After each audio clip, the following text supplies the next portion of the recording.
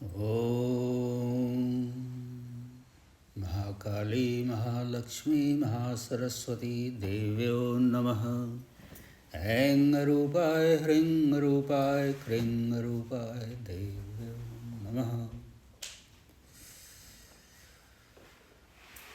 Today is the third morning of the sacred observance of Navaratri, Tritiya.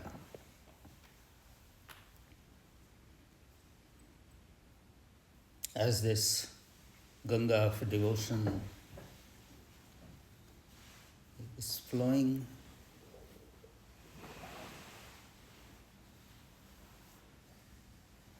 no matter where people are,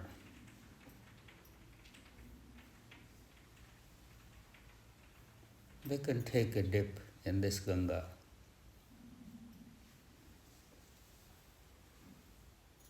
Any way they wish. There is no right way to express one's devotion. What is important is bhav. Bhav. Bhave vidyate deva. The divine resides in our bhav.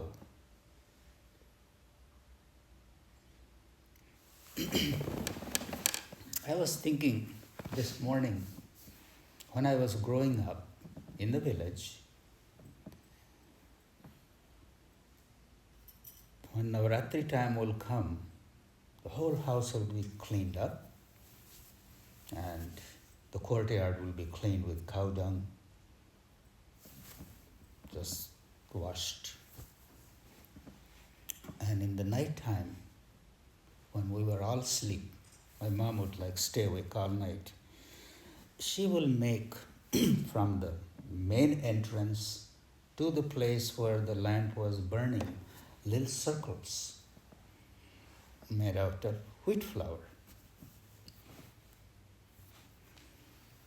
And that was like to guide the Devi. If she comes through the main door, she will step in those little circles and come to the place where the altar is. And when you saw the little circles as a kid, you know that the Divine Mother is coming to your house. Otherwise, why would anybody do this? So, for little kids, it was very real. And for the mom who was doing it, it was real for her too. To be able to do that at 4 o'clock in the morning, to stay awake and think about this, it doesn't really matter how we express our devotion as long as it's connected in the heart.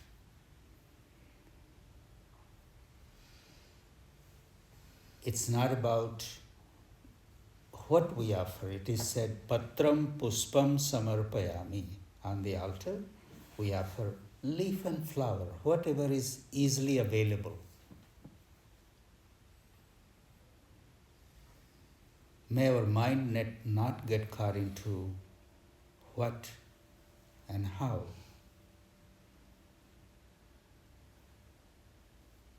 May it be in the bhav. How I offer a flower, how I offer an incense, how I offer my love and devotion. In Kali Yuga, in this day and age, Manasik Puja is considered to be the highest. What is Manasik Puja? Going through the motions in your mind.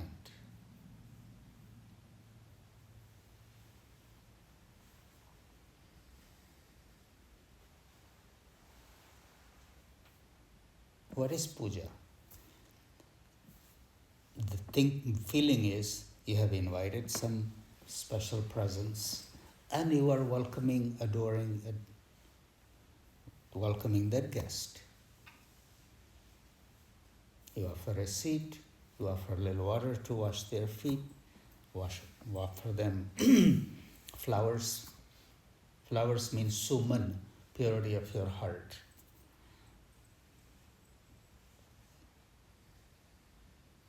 Some food.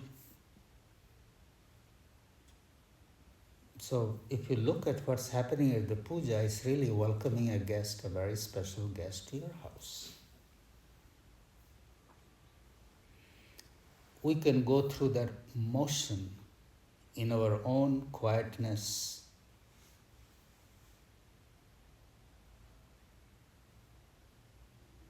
Now, if you try to go through that motion, see what comes to your mind. What is this I'm doing? I don't know all this. I'm not good at it. Or it's not going to do any good. So the mind will come with those thoughts to stop you from going there. Mind wants to take control of the heart. Heart is blind. Heart just wants to say yes. Mind is always questioning, always asking, doubting. The story of Durga Saptasati begins with that. That the goddess was on the top of the mountain, the most beautiful, splendid in her form. And the chieftain of Asuras saw her, and immediately, it was not even a chieftain, he was sitting somewhere. One of his servants saw her, and he ran to her and said, "Oh, there is such a beautiful woman, you should possess her." That's how the story begins. Here is pure consciousness. Here is the mind, wants to possess it.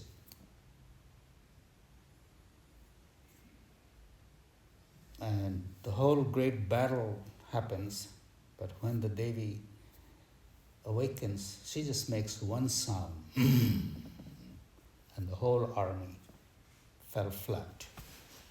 Hum was the Bija mantra. See, the whole army first. So in Durga Mahatma, the story of this Durga, there parallels happen in our life, and it's a beautiful story of the battle. And the battle is really between our arrogance and our heart.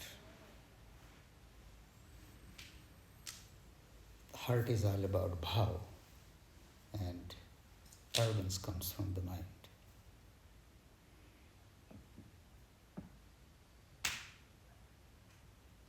The sound that the Devi made, that the whole battle, whole army of Asuras fell flat. Sound is Bija mantra. The mantra that you do through in your jap, the recitation of the seed mantras that you hear during this puja, each of those sounds, the bij, has a very peculiar effect. You may not know it, it doesn't matter. As long as those sounds are hitting your body, the sound of the Bija mantra, some impact is happening, some effect is happening. If I'm receiving it with that openness. You go to India, to any temples, and they do arti, clamor, just whatever they get it, they just beat and bang. And if you are really present to that sound that has no rhythm, no song, no lyrics, no order, it's just coming from all over. You just become open to it and you feel cleansed. If I'm going there with my mind, I will say, "Oh, what is this nonsense? They're all making sound. There is no song in it." Mind will go there, but heart just wants to be open. And if you can just be present to that clamor, you feel cleansed. Out of that, nowadays we are creating sound healing. There is not such a thing as a sound healing. You just become open to. And that sound is all around us. Mother is present in so many forms all around us, in the chirping of the birds, the wind passing through the leaves, trees. Can we hear the Bija mantra in that? There are all kinds of Bija mantra, seed sounds.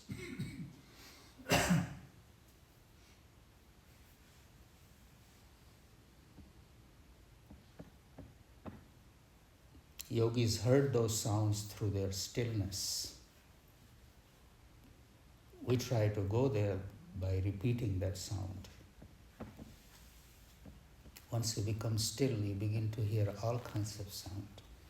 Yogis talk about heavenly music coming in the deep state of meditation. Those are all Bija mantras that are available to us all. It's happening all the time.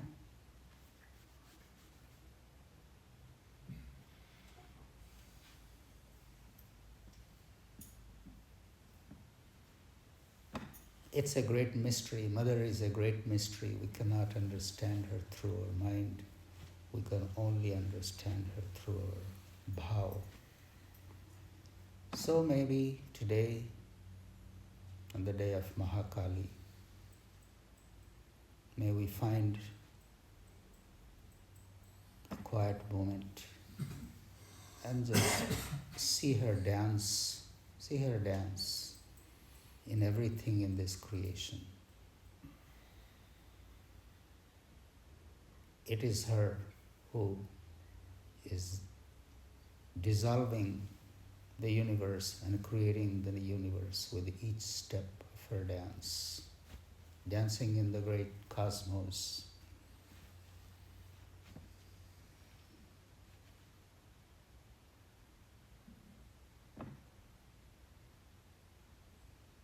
Everything is her. May we see the Mother in everything today. It's all because of her. Thank you all. Have a wonderful day, steeped in devotion, the right bhav, and let the mind take a back seat. May the sound of your Bija mantra put the army of asuras to rest. Om